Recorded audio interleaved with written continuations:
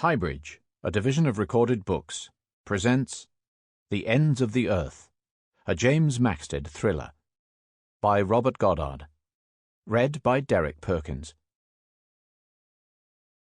Sam Twentyman was a long way from home. He had never imagined he might stray so far from his Walthamstow roots. He was not by nature the straying kind. Yet here he was, sitting on a bollard smoking a cigarette, while people of several races and numerous nationalities swarmed around him on Yokohama Pier. They would have taken him for some species of idler if they had paid him any attention at all. But they would have been mistaken. It was a hot Saturday afternoon in early July 1919, the sun blazing down from a deep blue sky. Sam was seated on the shady side of the pier, beneath the vast hulk of a moored liner, but even where he was, the heat was stifling. Nothing in the way of a cooling sea breeze reached him from the bay. Past him streamed passengers, leaving or joining ships. Most of them were Japanese, some clad in kimonos, some in Western clothes. There were Europeans as well, sporting boaters and loose linen suits and dresses. Sam studied them with particular care as they passed. He was looking for one familiar face among the throng, but he did not see it. 8 weeks had passed since Sam had sailed from Brest with Schools Morahan and Mallory Hollander aboard a French liner bound for New York. Those weeks had required little more of Sam than to while away a succession of days at sea and wander the streets of New York, Chicago, and San Francisco, gaping at the sights. But they had allowed him ample time to reflect on what had led him to embark on such a journey. Less than 4 months ago, his life had seemed to be reverting to a humdrum form of normality, working in the family bakery business after his years on the Western Front as an engineer in the Royal Flying Corps. Then James Maxted, known to all as Max, the finest pilot Sam had encountered in France, had proposed they open a flying school together. Sam had jumped at the chance. But Max had been summoned to Paris to investigate the mystery of his father's sudden death in a roof fall while serving as an advisor with the British delegation to the post-war peace conference. Sam had followed, eager to help Max settle the matter quickly. Since then, the intrigue surrounding Sir Henry Maxted's murder, for murder Max had proved it was, had several times threatened to claim Sam's life as well as Max's. The truth, it had finally become clear, could only be found in Japan, destination of Sir Henry's old enemy, Count Tomura, following his sudden departure from Paris. Max had engaged former soldier of fortune Schools Morahan to recruit a team of hardened men to travel to Japan and await his arrival, before they went in search of the secret Sir Henry had been killed to protect. Prior to leaving Paris, Max had emphasized to Morahan that whoever he took to Japan, Sam should not be among them. "I want Sam kept out of this," Morahan had quoted him as saying. But Sam was not out of it. Thanks to the force of his own argument that his mechanical skills might well be needed, he was very much in the middle of it. Someone, possibly Jack Farngold, for long a thorn in Tomura's flesh, was held prisoner in Japan on the Count's orders. That someone was the key to the secret Max was determined to unlock.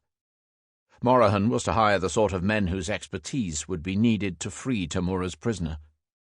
He had reckoned he could find them in circles he had previously moved in New York and Chicago.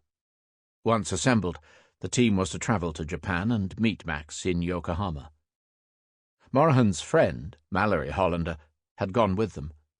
She had spent some years in Japan as a young woman and knew a little of the language. She had also, to Sam's surprise, urged Morahan to accept Sam's offer of his services. "We don't have a clue what sort of rescue we'll need to attempt, Schools," she had said. "A plane is the quickest getaway I can imagine. You'll have a pilot on hand in Max. I think you should have someone who knows how a plane engine works as well, in case you decide to use one." The discussion had taken place in the offices of Morahan's deceased business partner, Travis Ireton, a few hours after Ireton's funeral. News of another death, that of Commissioner Kuroda of the Japanese police, an old friend of Sir Henry Maxted, drowned in unexplained circumstances on his way back to Japan, had convinced Sam he could not sit tight in Paris. "I don't know as I'll be any safer here if it comes down to it," he had pointed out. "Count Tomura doesn't seem to be the kind to let people who've crossed him live to tell the tale." "And you have crossed him," Morahan had admitted. "We all have." "So we'd better all go, hadn't we?" They had left Paris the following day. Morahan's assembly of his team had been done through a series of meetings at undisclosed locations to which neither Sam nor Mallory had been invited. 3 men, Lewis Everett, Al Duffy, and Howie Monteith, had left New York with them. Another 2, Grover Ward and Gazda Jabsu, had been picked up in Chicago. During the 2-day train ride from there to California, Sam had spent much of his time gazing out at the Wild West he had only ever imagined, courtesy of his favourite Tom Mix movies. He had even seen what the guard had assured him was a pair of genuine Red Indians lolling by the tracks at a 1-horse watering stop somewhere in southern Wyoming. His travelling companions had seemed unimpressed by the scenery. They tended to the laconic, as Sam supposed such men should. But the 3-week voyage across the Pacific, from San Francisco to Yokohama, had nevertheless enabled him to form some opinion of their individual characters. Everett naturally defined himself as Morahan's deputy. Sam judged he was a few years older than the others, and he was certainly the best-looking of the bunch. Dark-haired and mustachioed, with a ready smile and fluent turn of phrase, a marksman by all accounts. Duffy was a big, muscular redhead, possessed of a prodigious capacity for sleep, who oozed reliability. Monteith, a leaner, less imposing man, cracked passable jokes when the mood took him, and spent much of his time aboard ship seducing female passengers. Ward was a stern, ruthless-looking fellow, the sort Sam would not have liked to find himself on the wrong side of. He came as something of a pair with Jabsu, a large, usually genial, but occasionally morose Serb, who spoke little English, but evidently understood what was required of him. Sam had thought his name was spelt as it was pronounced, Jabzu, until he had seen it written down in all its Serbo-Croat glory. "Not worry," was his all-purpose saying. Sam trusted Morahan to have chosen these people wisely, probably for reasons that would only become clear in Japan. None of them knew exactly what would be required of them. Sam guessed their principal qualification was an ability to tackle just about anything. They were being paid well, but they would not begrudge earning their money. The task ahead would only become apparent when Max joined the party. Nothing had been heard from him since his departure from Paris on May the 3rd. Today, Sam needed no reminding, was July the 5th. The Paris Peace Conference was a week over, the treaty bringing the war to a formal close, signed and sealed. There had been no way for Max to contact them in the interim. His instructions had been that they should simply wait for him in Yokohama, although Sam's assumption, and Morahan's too, was that he would actually be waiting for them. Sam had braced himself for Max's angry reaction to his presence. He suspected Morahan and Mallory had braced themselves too.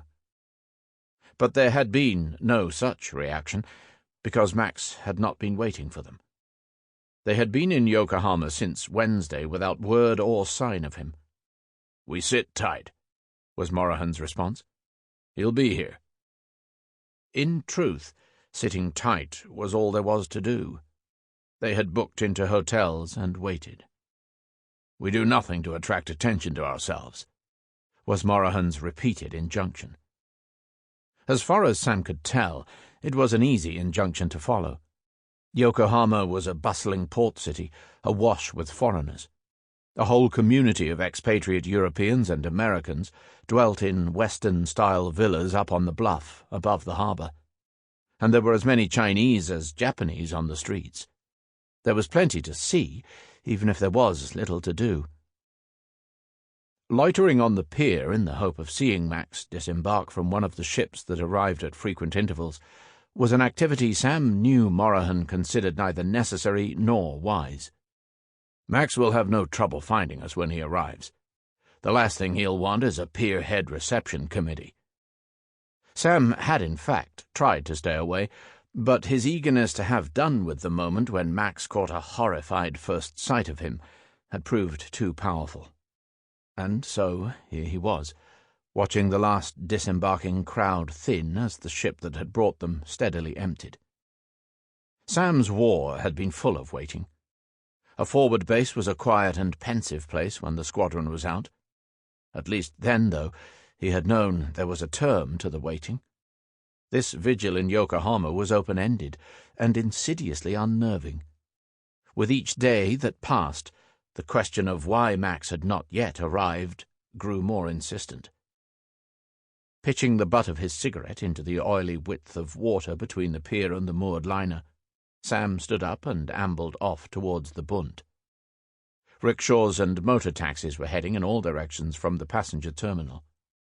The hotel where he was staying with Morahan and Mallory, the nostalgically named Eastbourne — the others were staying elsewhere — was not far, but he was in no hurry to return there. He stopped and sat on one of the benches along the esplanade and squinted out into the bay, where launches and lighters and bigger steamers were criss-crossing the sparkling water. He lit another cigarette, wishing it was a Woodbine rather than whatever this rubbishy Japanese brand was called. "You are Sam Twentyman, yes?" The words were spoken by a man who had sat down on the bench beside him, a lean, round-shouldered fellow, dressed in a rumpled cream suit and boater. He had dark, grey-flecked hair and a full moustache. His cheeks were hollow, his gaze wary, his skin sallow. He would have looked like any other European of the clerking classes, but for the ghost of a knowing smile at the corners of his mouth. "You are Sam Twentyman?" His English was good, but there was a French accent bubbling beneath it. "Who wants to know?" "My name is Pierre d'Ombreux." "What?" That was impossible. Pierre d'Ombreux was the late husband of Sir Henry Maxted's mistress, Corinne d'Ombreux.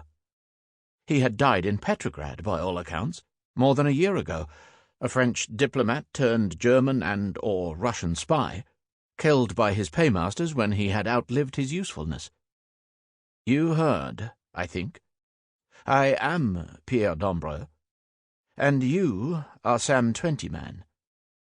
Hoping to see Max get off that ship, were you?" "I don't know what you're talking about," Sam blustered, certain that admitting anything would be folly. "But I do know you can't be Pierre d'Ombreux. He's dead." "No, I am not dead. As you can see, I am very much alive. But I must tell you, Max is not." Returning to Japan had revived many long-buried memories for Mallory Hollander. She had first arrived there in 1893 as an 18-year-old assistant to the redoubtable Lutheran missionary Miss Dubb, with whom she had toured the country, armed with translated biblical texts intended to convert Japanese womanhood to the path of righteousness. Whether she had lost her illusions before her faith, or the other way around, Mallory could hardly say now. She still burned with shame when she recalled how naive she had been. The parting of the ways with Miss Dubb in the wilds of Hokkaido remained for Mallory the end of a life she could barely imagine having led, and the beginning of the one that had finally drawn her back to Japan. She had taught for 2 years in Tokyo before leaving the country, as she had supposed, for good. Falling into and out of love during that time with a Japanese man, Shimizu Junzaburo, had shaped the character she now possessed. Cautious, precise, self-reliant, or bossy, as schools would have it. Mallory was no happier than Sam about kicking their heels in Yokohama. The pier where Sam had spent so much time that afternoon was the scene of her final parting from Junzaburo. She remembered with terrible clarity seeing him running helplessly along the pier after her ship, a ship that had already sailed, bound for San Francisco. He had learnt of her departure just too late, although there had been a moment when she had thought he might jump into the bay and swim after her. But he had not. One small figure at the end of the pier, vanishing slowly from sight, was the last she had seen of him and of Japan. Now, 23 years later, for good or ill, she was back. She had decided to occupy herself that afternoon by walking up to the Foreign General Cemetery on the bluff and seeking out the grave, which she felt sure must be there, of the parents of Jack Farngold and his sister, Matilda. Dredging a few appropriate phrases of Japanese from the depths, she had solicited the help of a solemn caretaker, who had consulted a dusty ledger before leading her to the spot. The Farngolds' last resting place was in the middle of the cemetery, one among many curb-bound graves, decorated in their case with a weeping angel, and inscribed in the stately prose of the era. Gertrude Mary Farngold, née Holton, born Penshurst, Kent, 16th of January 1842, died Yokohama, 14th of June 1886, mourned by a loving husband. Claude Ashling Farngold, born Chatham, Kent, 4th of June 1828, died Yokohama, 26th of October 1889. The Lord was not in the fire. 1 Kings, chapter 19, verse 12. Lapsed Lutheran though she might be, Mallory could have recited the whole of the passage from the first book of Kings there and then. And behold, the Lord passed by, and a great and strong wind rent the mountains, and brake in pieces the rocks before the Lord. But the Lord was not in the wind, and after the wind an earthquake. But the Lord was not in the earthquake, and after the earthquake a fire. But the Lord was not in the fire, and after the fire a still, small voice. Claude Farngold had died in a warehouse fire in the same year, Mallory now knew, as his daughter had married Count Tomura. It was likely Matilda Farngold had chosen the words from the Bible to memorialize her father. But what did she mean by them? What did she intend to convey? The Lord was not in the fire. Suddenly, Mallory became aware she was not alone, though the caretaker had left some minutes before. Turning, she saw a woman standing a few yards away from her, on the path between the graves. She was wearing a pale pink dress, a loose pale blue coat, and a generously brimmed straw hat. Her face was heavily featured, Slavic, Mallory sensed. She had intensely black hair, and her skin, even in the shade of her hat, was milkily pale. There was something about her men would find irresistibly attractive. This Mallory knew because, whatever it was, she did not possess it herself. "You are Mallory Hollander?" The woman spoke English with a subdued but definite Russian accent. "Have we met?" Mallory asked defensively. "No, but I think you know who I am." "Pardon me, but I don't." Although Mallory did not yet know for certain who the woman was, she strongly suspected she was Nadia Bukaeva, close confidante of Fritz Lemmer, who had killed one of Lemmer's spies in Paris to ensure he could not be arrested and interrogated. She had tried to kill Sam Twentyman as well, as Sam had several times recounted. "Since you evidently know who I am," Mallory said coolly, "perhaps you'd like to introduce yourself." "I am Nadia Bukaeva. I know a great deal about you, and you probably know a little about me. I am here with a message for you and your friends. Schools Morahan and his American associates, and dear Sam, of course. We have been watching you since you arrived." A chill ran through Mallory. How could they have been detected so easily? "Who is we?" "You know who I represent. And we know you asked to come here. Everything is known. Everything is foreseen. I have no idea what you mean. I would not expect you to admit it. But, after all, your choice of grave to visit gives away the game. Farngold. Dead names from 30 years ago." You know something about them, Miss Bukaeva? This is what I know. The man who asked you to come here is like the Fangolds. Dead. Mallory exerted her considerable will not to react. Nadia Bukaeva was capable of telling many lies. There was no good reason to believe a single thing she said. Yes, Max is dead. He was killed in Marseilles on the 6th of May by Pierre Dombreux, who is not dead but with us here in Japan. Before he died, Max revealed what he had asked Morahan to do and where you were to meet him. I was not there, but I suppose he did not give the information easily. Probably Dombreux had to torture him before he killed him. That death would not have been good. I am sorry for him, but it was his own fault. Still, Mallory said nothing. She held Nadia's gaze and tensed every muscle in her face to suppress the least sign of a reaction. This is the message I have for you. With Max dead, your mission here is over. There is nothing for you to do, and if you try to do anything, you will be stopped. There is an NYK steamer leaving for Seattle Tuesday. You will be on it, all of you. Why would I leave so soon after arriving? Mallory asked, slowing her words so that none of her alarm inflected them. For your health. You will be on that ship, or we will come for you. I'm not going to Seattle, Miss Bukaeva. Because you do not believe me? Why would I? Proof, then. Here. Nadia took an envelope from an outer pocket of her coat, stepped forward, and offered it to Mallory. What is this? A photograph taken by Dombreux of Max, dead. You will not believe me without, will you? So, you must have it. Take it, please. Reluctantly, Mallory took the envelope. The flap was not sealed. She saw the border of the photograph inside. She slid it out and gasped. There. That is your reason to go to Seattle. That is how it ended for Max. And that is how it will end for you, if you stay.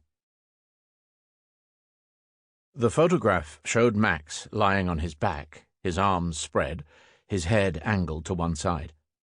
There was a bullet hole in his right temple, and his head was resting in a pool of blood. In the open palm of his right hand was a revolver, his fingers curled around the butt and trigger. Mallory and Sam each had a copy. Dumbstruck by the photographic evidence of Max's death, they had hardly noticed the departure of their informants. Nadia slipping away between the gravestones, Dombreux hailing a passing taxi.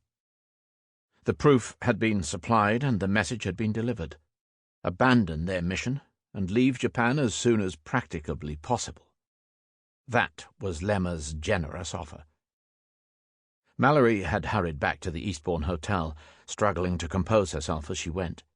The caretaker, who had come upon her at the grave, had invited her to his hut to recover from what he had assumed was grief for the long-deceased Fangolds. She had declined, assuring him she would soon be herself again. But there was little prospect of that, and she saw her reaction mirrored in Sam, red-eyed from his own tears. Shock, disbelief, and disabling sorrow had assailed them both. They told Morahan what had happened, and adjourned to his room, where he poured stiff whiskies for all of them and heard their stories in solemn silence, staring at the photograph as they spoke. "My God," he said at last. "I never imagined it would turn out like this. Max always seemed to have enough resourcefulness to see him through any challenge." "Dombreux said he arranged it to look like suicide," murmured Sam. "But he also said it was an empty house. You don't think Max is still there, do you? Waiting to be found?" "We must pray not," said Mallory, her head drooping. "They said this happened May 6th?" Morahan asked. "Yes. That was the day Lemmer and Tomura sailed from Marseilles. Their ship arrived here June 20th. So, chances are they know what the French police have done about this. We should find out too. How? We'll cable Yamanaka in Paris. With Tomura out of his hair, he'll be free to get the information for us. Sam groaned.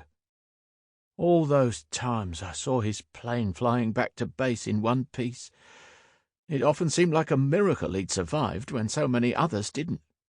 Some miracle, eh? He didn't survive the war by so much as a year. Mallory grasped his hand. I'm sorry, Sam, she said softly. Your loss is much heavier than ours. What will I tell his family? That he died taking risks he believed worth taking. But it wasn't a clean death, was it? He wouldn't have given us away without a struggle. I don't like to think about how hard that was for him. We only have their word for it Max gave us away, said Morahan. It's possible they guessed what was going on after hearing we'd left Paris. You reckon? I reckon it's possible. Nadia and Dombreux do as they're told. It's clear now Dombreux must have been Lemmer's man all along, and Nadia's as close to Lemmer as anyone. They do his bidding, which, remember, doesn't necessarily involve telling us the truth. Morahan glanced at his watch. Everett should be here soon. He slipped the photographs into the drawer of the desk. Say nothing about this to him, or the others. You're not going to tell them? Asked Mallory in surprise.